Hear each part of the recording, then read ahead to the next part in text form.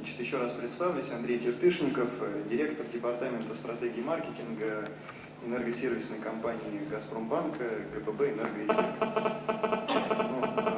Поскольку выступаю после банкиров, то тоже несколько слов начну про нашего акционера, про «Газпромбанк», который является третьим по величине банком в стране, относится к системообразующим банкам.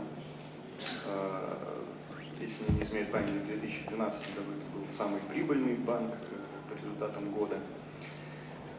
«Газпромбанк» исторически, по понятным причинам, имеет достаточно сильные компетенции в энергетике, и, может быть, именно этим объясняется то, что «Газпромбанк» первым создал свою стопроцентную дочернюю энергосервисную компанию ГПБ «Энергоэффект». Компания присутствует на рынке с 2010 года. Начинали мы работу на активах «Газпромбанка», на предприятиях группы ОМЗ. Вот. Позже вышли, так сказать, на большой энергосервисный рынок. Несколько рекламных слов о компании. Меня, кстати, организаторы, когда я согласовывал презентацию, обвиняли, что она очень рекламная. Но мне кажется, что от инвесторов, а энергосервисная компания – это инвестор, в общем-то, именно этого и ждут, именно рекламного инвестиционного предложения, да, о том, что инвестор заинтересован в этой теме. Так вот, мы, как тот самый инвестор, предлагаем самый широкий спектр комплексных решений. То есть это достаточно такая обтекаемая формулировка, которая включает в себя все. Но главная мысль, что мы готовы работать и с предприятиями, и с бизнесом, и с муниципалитетами напрямую. И у нас уже есть опыт такой работы. Причем решения действительно комплексные, и мы готовы с каждым заказчиком двигаться, прорабатывая конкретный его проект, не по каким-то типовым шаблонам. Все проекты мы реализуем на условиях под ключ. Дальше я покажу на графике, что заказчик участвует практически только в предоставлении исходной информации по его объекту. Дальше энергосервисная компания действует самостоятельно. Энергосервисный бизнес обязывает нас иметь внутри компании компетенции по всем трем компонентам этого бизнеса, а именно по финансированию, по юридическому структурированию сделок и, естественно, по технической оценке и реализации проектов. У нас уже наработан опыт в области модернизации теплоэнергетики, модернизации систем освещения как промышленного, так и уличного, городского, строительства энергоцентров. Об этом чуть подробнее далее. Вот. Ну и мы, естественно, обеспечим полное сопровождение проекта на всем его протяжении. А это, как правило, достаточно длительный период, 7, а то и 10 лет, в зависимости от специфики. Вот некий срез наших наиболее знаковых проектов, наиболее крупных. Это модернизация котельных в Нижнем Новгороде с суммой контракта более 2 миллиардов рублей. Проект уже завершена инвестиционная фаза, проект находится в операционной фазе, то есть мы получаем энергосервисные платежи.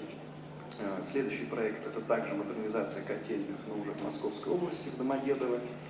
Сумма контракта более 1 миллиарда рублей, и сейчас проект находится на инвестиционной фазе. Недавно заключили контракт с администрацией города Рязани по переводу освещения города на светодиодные светильники. И также был опыт по рефинансированию энергосервисного контракта другой компании, третьей стороны, по освещению в городе Калуга. Уже очень много говорили про ВИИ и в России в целом, и на Дальнем Востоке в частности, поэтому не буду я здесь подробно все это проговаривать, все уже все поняли, почему они у нас там исторически мало развиты, и почему мощность низкая, и что сейчас некий инвестиционный интерес к этой тематике появляется, в том числе с введением соответствующей нормативной документации и продолжающейся работы в этой области. Вот. И, собственно, этим объясняется наш интерес к этой тематике, хотя компания создавалась чисто как энергосервисная, только под энергосервисные контракты. В настоящий момент мы рассматриваем начало работы, как, так сказать, по второму стратегически важному для нас направлению, это создание объектов распределенной генерации.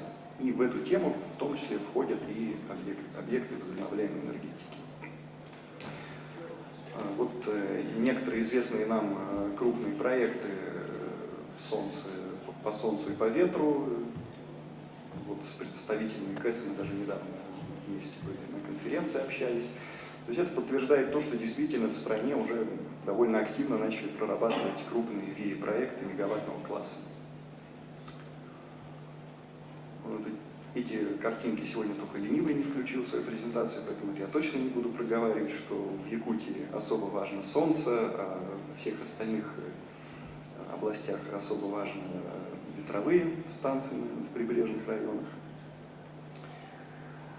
Вот этот слайд, он хоть и не очень выразительный, но, возможно, он самый главный в моем выступлении. Он, собственно, охватывает все, устанавливает контуры тех вещей, где мы готовы работать.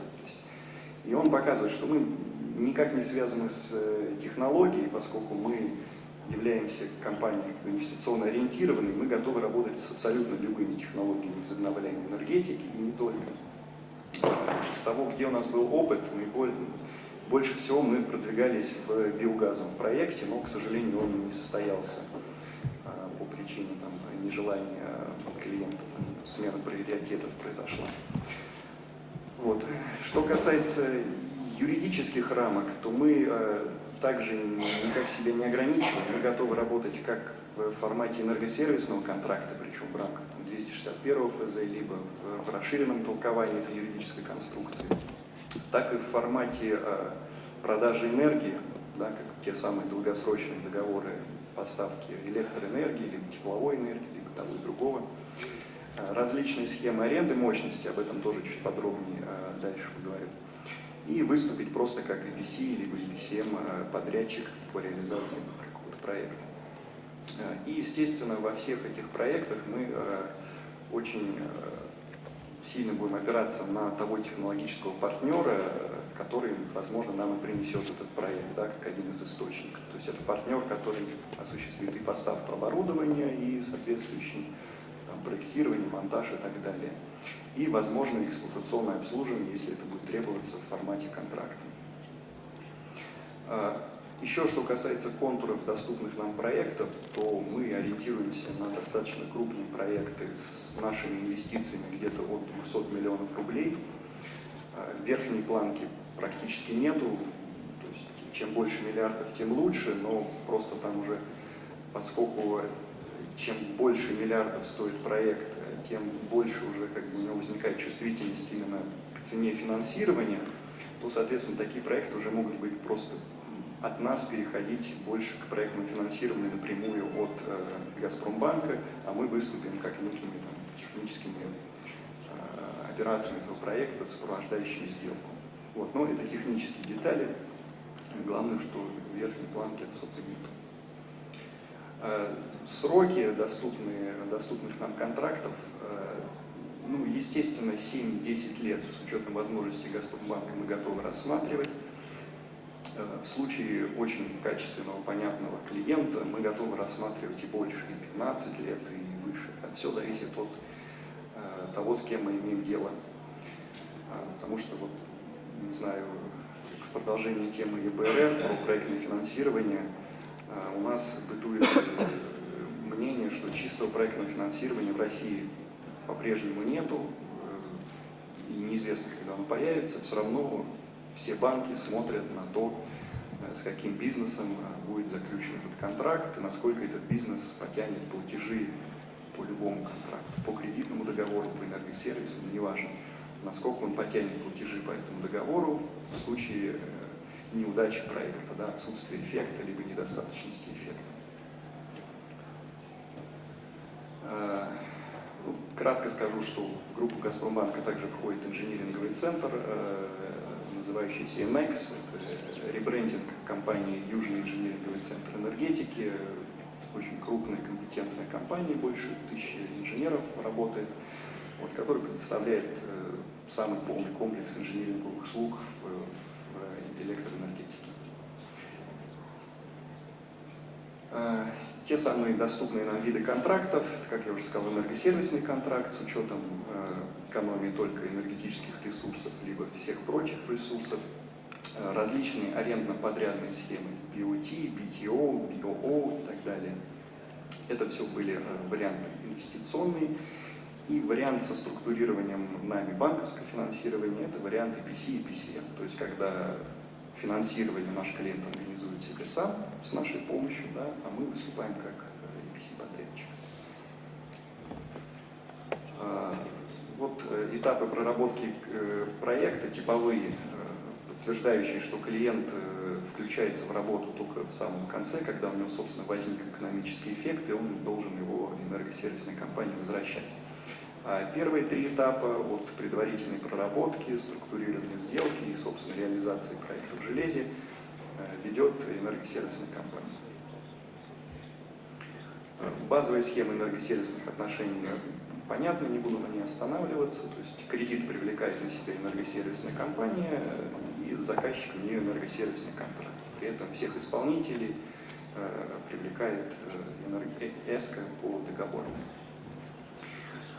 Вот, может быть, более интересная для темы возобновляемой энергетики примерная схема проекта новой генерации на условиях аренды с энергосервисной компонентой, как мы это называем, но неважно, суть, что это договор аренды мощности фактически. В этом случае мы, как ГББ «Энергоэффект», выступаем балансодержателем, собственником созданной электростанции.